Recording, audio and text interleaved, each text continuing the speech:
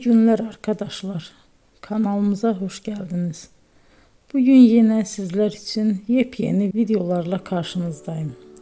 İki başarılı oyuncularımız Elçin Sangu ve Barış Ardus'tan güzel paylaşımlarını sizler için hazırladık.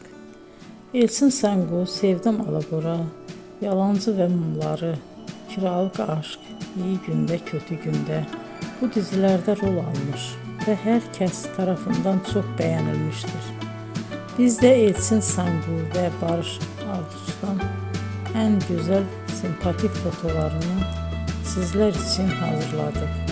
Bu karelerin devamını istiyorsanızsa emeğe saygı olarak kanalımıza abone olup yorum yazmayı unutmayın arkadaşlar.